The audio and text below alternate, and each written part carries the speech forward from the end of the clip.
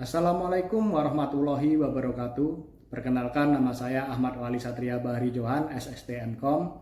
Saya merupakan seorang dosen di program studi informatika di Universitas Telkom.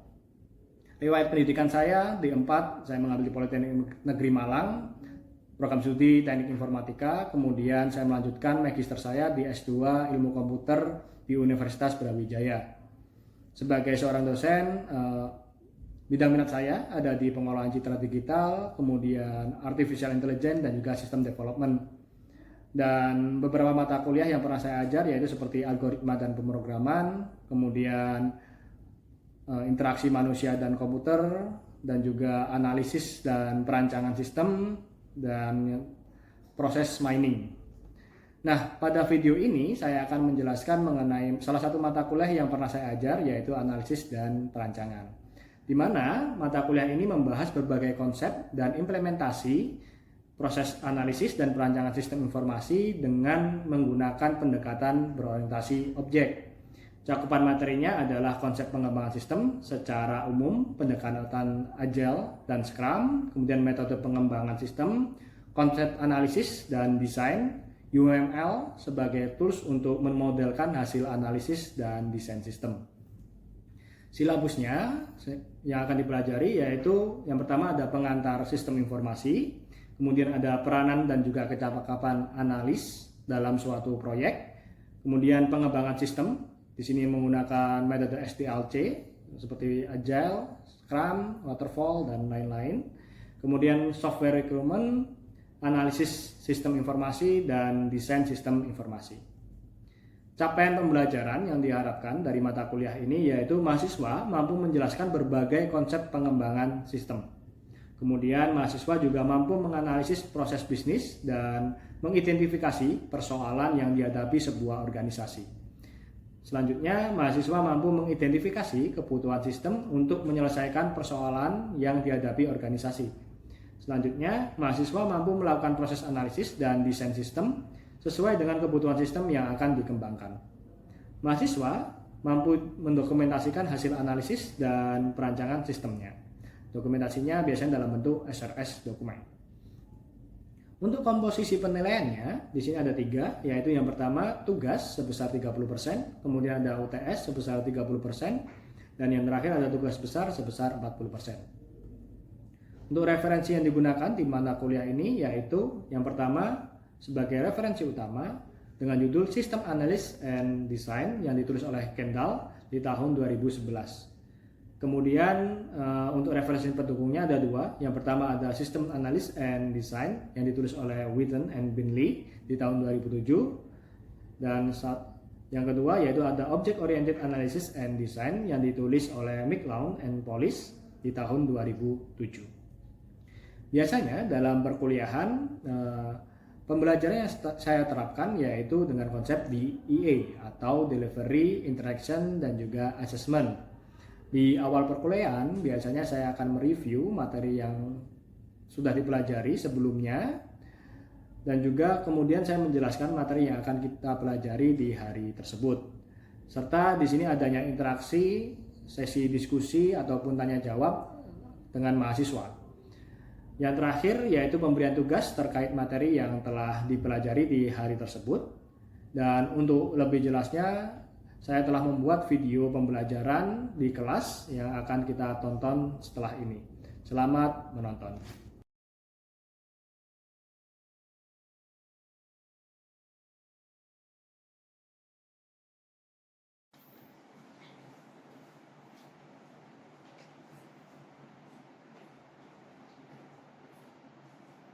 Oke, Assalamualaikum warahmatullahi wabarakatuh. Waalaikumsalam warahmatullahi wabarakatuh. Oke, selamat siang semuanya. Ya, Pak. Hari ini kita akan belajar mata kuliah baru di semester baru ya. Mata kuliahnya analisis dan perancangan. Mungkin di semester lalu kalian sudah pernah belajar algoritma dan pemrograman ya. Ya. 1 dan 2, ya kan? Yang kalian pelajari apa di sini? Belajar apa? Belajar apa? Coding, ya kan? Belajar apa lagi? Bikin apa? Bikin Pemrograman sederhana. pemrograman sederhana. Sebelum bikin program kalian bikin apa tuh? Ya kan? Diagram. Nah, bikin program. Oke. Itu merupakan tahapan kalian dalam membuat suatu kode program ya, gitu ya. Namun kalau kalian mau membuat suatu sistem, ya, suatu sistem yang besar, gitu ya, itu ada beberapa tahapan yang harus kita lalui. Jadi tidak langsung kita bikin coding. Misalnya kita ketemu seseorang klien gitu ya, Pak, buatin saya ini dong sistem buat bisnis saya. Itu tidak langsung kita coding, tapi ada tahapan-tahapan yang harus kita lalui sebelum kita membuat kode program. Oke, nah itu yang akan kita pelajari di perkuliahan ini. Nah, sebelumnya kita harus pahami dulu apa itu sistem dan juga informasi. Kalau kita lihat sistem itu merupakan kumpulan bagian atau di sudah ada subsistem yang terorganisir, yang terintegrasi mencapai tujuan keseluruhan. Ya, sistem memiliki berbagai masukan ya, mengikuti proses tertentu, menghasilkan pengeluaran tertentu, ya, yang bersama-sama mencapai tujuan keseluruhan yang diinginkan. Artinya dalam suatu sistem ya, yang besar akan ada beberapa layanan di situ. Ya, kalau kalian lihat di Glasias, ada banyak kan layanannya, mulai dari mata kuliah, nilai, dan lain. Kemudian sedangkan informasi sendiri itu apa? Itu adalah data yang sudah diolah, ya. Jadi asalnya merupakan data yang sudah diolah menjadi bentuk yang bernilai atau bermakna. Informasi ini sangat erat kaitannya dengan data. Jadi suatu informasi itu selalu mengandung unsur data. Jadi kalau Anda lihat nilai D, itu adalah data. Tapi itu bisa menjadi suatu informasi. Ya, contohnya ini, bagi mahasiswa yang mendapatkan kredit, dia harus mengulang mata kuliah tersebut menjadi suatu informasi. Nah, kalau D doang, kalian tidak tahu artinya apa. Ya. Nah, kemudian sistem informasi sendiri itu apa? Yaitu adalah studi tentang jaringan yang lengkap dengan perangkat keras di situ. Kemudian ada perangkat lunak yang digunakan orang dan juga organisasi untuk mengumpulkan, memfilter, memproses, membuat dan juga mendistribusikan data. Artinya apa? Suatu sistem informasi itu harus bisa memberikan layanan kepada usernya untuk mengolah data tersebut atau memanipulasi data tersebut. Seperti itu. Artinya data itu bisa diolah, entah itu dia hapus, entah dia update dan lain-lain. Nah, kemudian komponen informasi di sini ada apa saja? Bisa ada perangkat keras, ada software, ya. Kemudian ada prosedur, ada jaringan komputer dan juga komunikasi data atau internetnya. Kemudian ada basis datanya, tempat kita menyimpan datanya. Kemudian juga ada personilnya, ada orang yang siap pasti yang menggunakan sistem informasi tersebut. Nah, kita masuk ke tipe-tipe sistem informasi. Yang pertama itu ada yang namanya TPS atau Transaction Processing System. Nah, Transaction Processing System ini, ya, di sini melibatkan seorang reporting atau seorang yang menggunakan sistem itu. Kemudian ada data di sini dan juga ada updating. Artinya apa? Di sini sistem Transaction Processing System itu merupakan sistem yang daily use yang biasa kita gunakan. Nah, dimana kalau usernya ini ya dia bisa menginputkan data, dia bisa update datanya dan lain-lain. Contohnya apa ya? Kemudian kalau ada masuk bank, di situ ada teller. Nah, di situ dia mengoperasikan sistem, dan itu merupakan sistem TPS, Transaction Processing System. Yang dimana fungsinya hanya untuk update data, input data, dari data, dan seperti ini. Nah, kemudian kita masuk yang kedua, yaitu Office Automation System and Knowledge Work System. Artinya apa? Di sini sistem di sini itu menyediakan data sharing. Ya, artinya apa? Kalian bisa di sistem itu, kalian bisa bersama beberapa orang lain berbarengan untuk mengupdate suatu data. Contohnya, misalkan kalian mau bikin presentasi PowerPoint, kalian save-nya di Google Docs, gitu ya. Nah, di situ kalian bisa beberapa orang yang memiliki aset di situ bisa ngedit kan, bareng-bareng, bisa kan? Bisa ngedit bareng-bareng dan lain-lain. Nah, itu merupakan dapat dari Office Automation System. Itu juga kalau sistem, kalau kalian misalkan pakai GitHub, nah kalian bisa update, ya kan? Kalian punya tim, juga kalian punya tim, kemudian kalian bisa update kode-kode program kalian di situ secara bersamaan atau berbarengan dengan tim kalian. Ini Office Automation System dan juga Knowledge Work System itu digunakan kalau kalian memang sistem itu menyediakan layanan untuk sharing, gitu ya. Sharing. Jadi beberapa orang bisa mengupdate data yang sama, seperti itu, mengolah data yang sama. Nah, kemudian ada manajemen information system. Nah, kalau manajemen information system ini, dia itu hampir sama seperti TPS, tapi levelnya lebih atas lagi. Ya. Kalau di transaction processing system tadi, di mana di situ ya udah usernya hanya bisa mengedit, memasukkan data, input data, delete data, dan lain-lain. Nah, tapi kalau di manajemen information system, di sini usernya sudah bisa melakukan analisis datanya. Contohnya apa? Kalian ada data mengenai penjualan nih dari mulai awal tahun sampai sekarang. Nah, menggunakan MES ini, usernya sudah bisa menganalisis atau bisa memproyeksi nih. Kira-kira bulan depan dia berapa sih penjualan yang keluar. Jadi dia sistemnya sudah manajemen, artinya apa? Dia sudah bisa melakukan analisis. Di tahap ini biasanya sistemnya sudah tidak ada yang namanya delete lagi. Jadi data sudah tidak bisa dihapus, ya kan? Tidak bisa diupdate. Dia hanya bisa membaca dan juga menganalisis di situ. Jadi dia tidak menginputkan data baru juga, karena datanya sudah diinputkan di DPS tadi. Itu MES, Information System. Kemudian kita masuk ke selanjutnya, yaitu Executive Support System. Ya, di sini merupakan jenis sistem pendukung manajemen yang memberikan informasi kepada senior eksekutif untuk membantu dalam pengambilan keputusan. Nah, di sini kita sudah memainkan yang namanya data warehouse. Jadi bukan database biasa lagi, tapi data warehouse. Data warehouse ini apa? Yaitu data yang memang disimpan, ya, walaupun objeknya sudah tidak ada. Contohnya apa? Misalkan mahasiswa tahun 2018. Kira-kira mahasiswanya sudah ada enggak? Sudah nggak ada kan kalau sekarang di tahun 2025 ini ya, mereka sudah lulus. Tapi datanya mereka itu masih disimpan. Walaupun itu sudah kita gunakan lagi. Ya kan, mungkin siapa nama mahasiswanya, asalnya dari mana dan lain-lain. Ya kan? Jadi barangnya itu belum tentu masih ada, kadang-kadang sudah nggak ada barang, tapi dia masih disimpan. Fungsinya untuk apa? Tentunya untuk menganalisis lagi juga sama, menganalisis untuk apa? Ujung-ujungnya itu untuk membuat satu keputusan. Maka yang menggunakan ini kalau di level suatu perusahaan dia ada di eksekutif atas, atau di bagian general manager dan lain-lain seperti itu. Okay. Jadi di sini kebutuhannya itu apa? Karena data-data yang lama itu masih digunakan untuk menganalisis kira-kira ini strategi kita, ya kan? Berdasarkan data mulai tahun 2015 misalnya ya, mahasiswa kita itu banyak dari daerah mana sih? Ya, gitu. Artinya apa?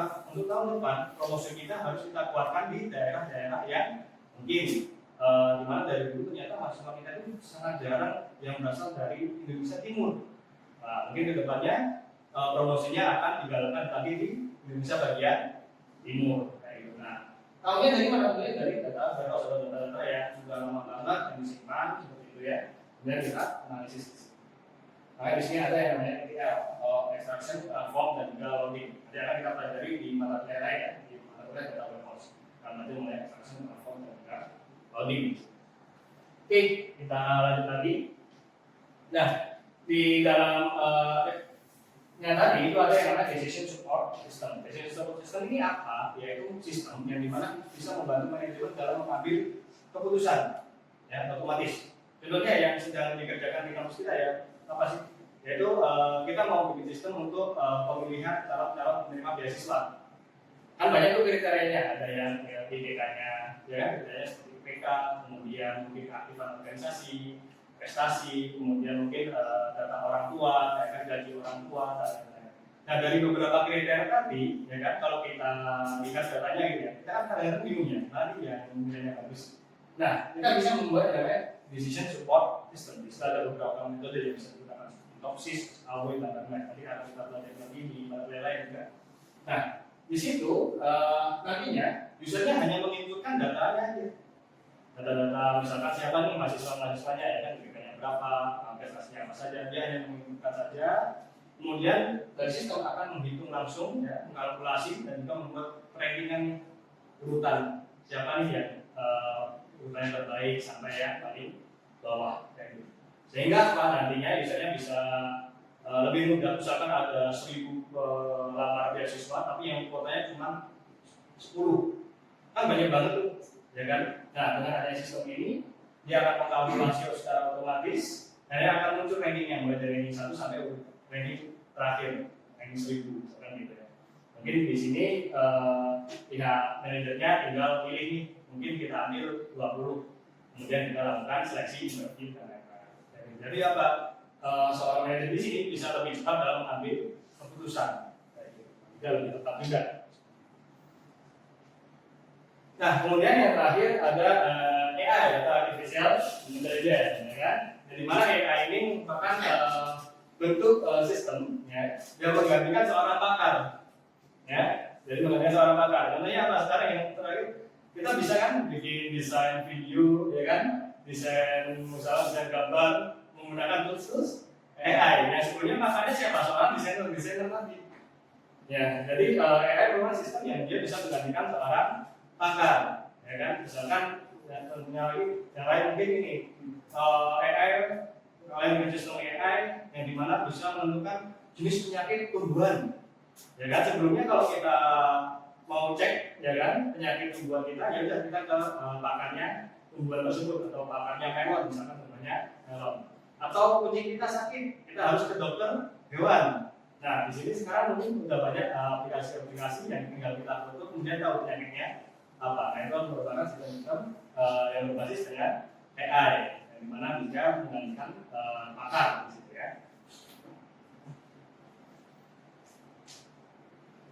Nah kita lanjut lagi ya. Nah ini ya hierarki sistem tadi ya. Tadi yang paling bawah di sini ada transaction processing system ya, yang paling bawah. Karena apa fungsinya sangat banyak nih, lainnya kan banyak di sini bawah ini. Dia bisa ngedit data, ya kan, dia bisa upload, dia bisa insert seperti itu ya. Nah, siapa yang menggunakan rata-rata sih untuk order purchasing, ya kan, atau pembelian transaksional seperti itu ya. Kemudian ada material movement control, ya kan, atau mengenai logistik ya, barang masuk, barang keluar seperti itu. Payroll, account, payable yang biasanya di perbankan. Kemudian ada employee record keeping ya, atau data historis dari pekerja ya, seperti misalkan absensi. Nah, naik ke atas ya, di sini ada MES, Management Information System, dan juga DSS. Levelnya ini sudah middle nih, makanya di sini dimasukkan sini siapa nih? Biasanya ada middle manager, kemudian ada senior manager yang menggunakan. Karena dia sudah mengarah ke membuat analisis data. Analisis data, mencari temuan-temuan di situ apa yang bisa diimprove. Nah, yang paling atas apa? Adalah eksekutif. Di sini ada eksekutif support system, ya. Di mana di sini biasanya sudah ada AI-nya, ya kan? Kemudian ada DSS-nya juga, maksudnya di sini. Mana dia bisa membuat suatu keputusan berdasarkan datanya tadi. Jadi, hanya menggunakan sistem. Nah, itulah kedepannya teman-teman sistem informasi dari kita nggak cukup untuk menjadi seorang programmer, kita harus bisa menjadi programmer yang bisa membuat suatu sistem AI, ada AI yang dalam. Karena itu akan sangat dibutuhkan. Oke, kita masuk ke konsep pengembangan sistem. Nah, di sini seorang sistem analis ya, yang bertugas menggali informasi itu dibutuhkan yang dibutuhkan oleh klien. Nah, jadi dalam development suatu sistem itu ada 4 peran teman-teman.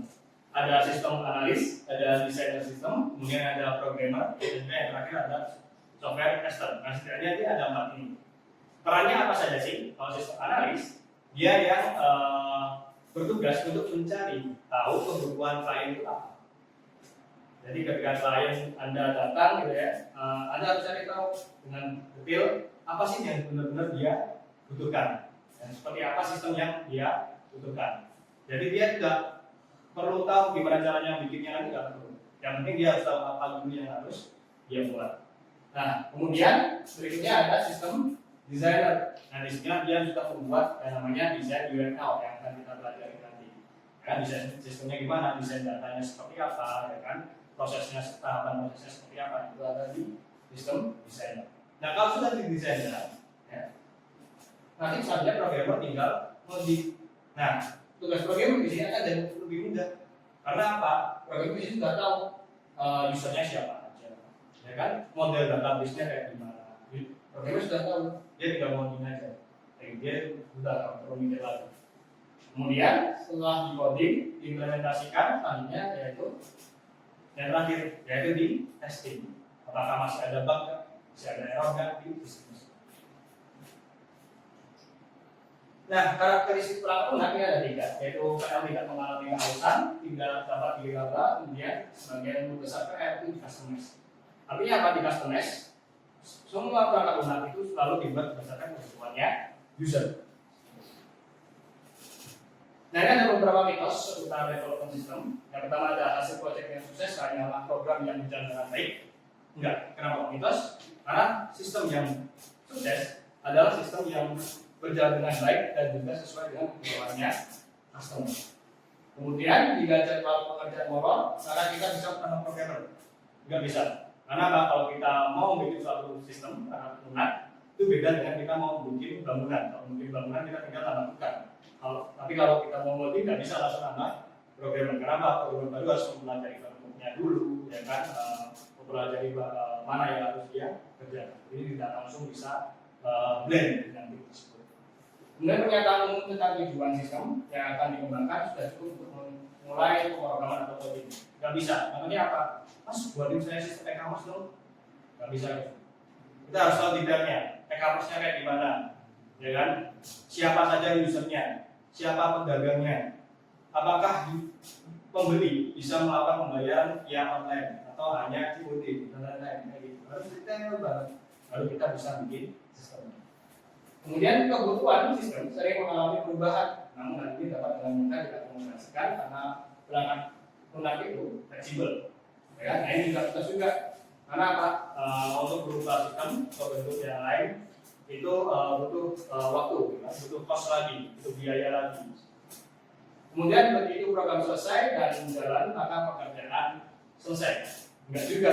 Jadi tadi balik lagi ke yang pertama, sesuai nggak dengan kebutuhan customer? Ada nggak kebutuhan customer yang tidak terdefinisi?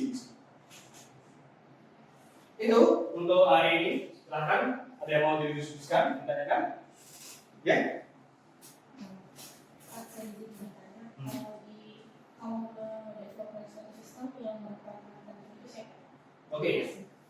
Dalam keberhasilan suatu proyek perangkat lunak, yang paling berperan penting adalah seorang sistem analis. Kenapa sistem analis? Karena dari situ sistem itu berhasil atau enggaknya, kalau kita lihat ke belakang,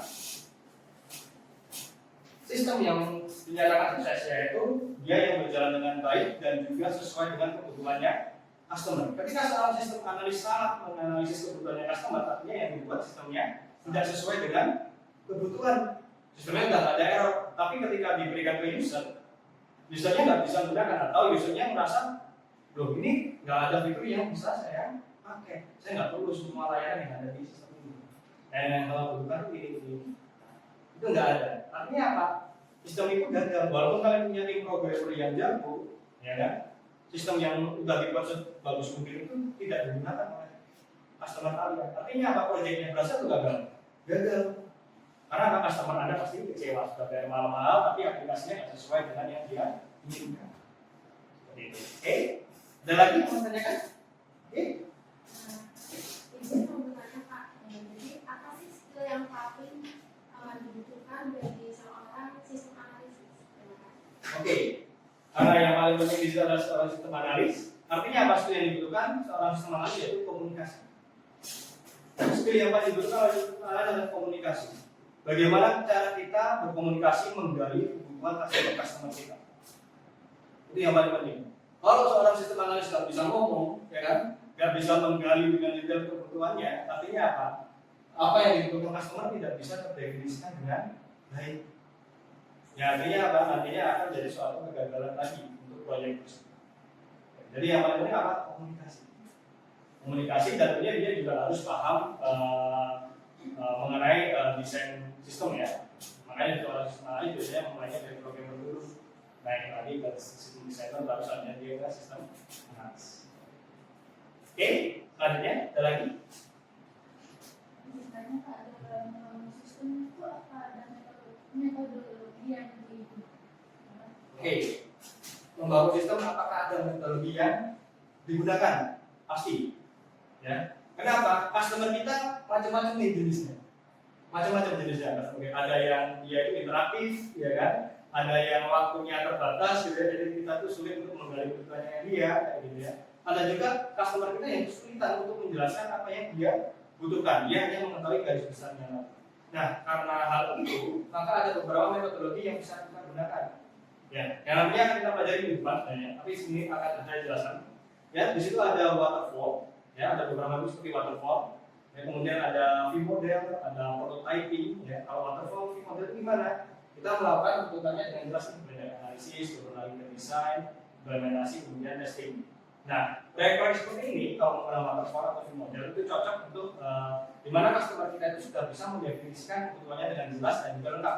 Ada dua parameter nih. Kebutuhannya customer itu sudah terdefinisikan dengan jelas dan lengkap, kayak gitu. Nah, kemudian ada nih customer kita yang nggak bisa mendefinisikan kebutuhannya dengan jelas dan juga dengan lengkap. Dia hanya garis besarnya saja. Nah, itu kita bisa menggunakan teknik yang namanya prototyping. Nah, prototyping itu gimana? Kita hanya punya gambaran besarnya. Customer kita ingin punya sistem e-commerce, gitu ya. Ya udah, kita bikin aja, ya kan? Desainnya, prototipenya bisa menggunakan Figma, ya kan? Kita bikin UI-nya, dan kita bikin setahu kita, sepaham kita. Ya, setelah selesai kita berikan ke customer kita. Nah, setelah customer kita ngecek, oh ini ada yang kurang, saya tuh butuh fitur ini, saya tuh butuh layanan ini, ya kan? Saya tuh butuh layanan ini. Oh ini nggak butuh, dihapus aja. Nah, dari situ sudah dapat revisi dari customer, kita perbaiki lagi prototype-nya. Kalau sudah kita kasihkan ke customer lagi. Nah, di situ customer akan review lagi, ya kan? Nah, hal ini akan terusan berulang sampai customer merasa kalau sistemnya sudah oke, sudah cocok. Ya, itu prototype. Oke, ada lagi? Tidak ada. Oke, kalau gitu untuk minggu depan, untuk tugas minggu ini, yaitu silakan kalian bikin kelompok 2-3 orang, cari 5 perangkat lunak dan kategorikan setiap perangkat tersebut termasuk jenis apa. Selanjutnya jelaskan setiap perangkat lunaknya, mulai dari siapa usernya serta layanan apa saja yang tersedia. Ya, kumpulkan dalam bentuk PDF dan dikumpulkan di LMS maksimal 1 minggu dari perkuliahan saat ini. Ya, dari minggu depan kumpulkan di LMS. Itu mungkin ada yang mau tanyakan mengenai tugasnya? Ya, tidak ada, sudah jelas. Oke, terima kasih. Itu untuk hari ini. Wassalamualaikum warahmatullahi wabarakatuh.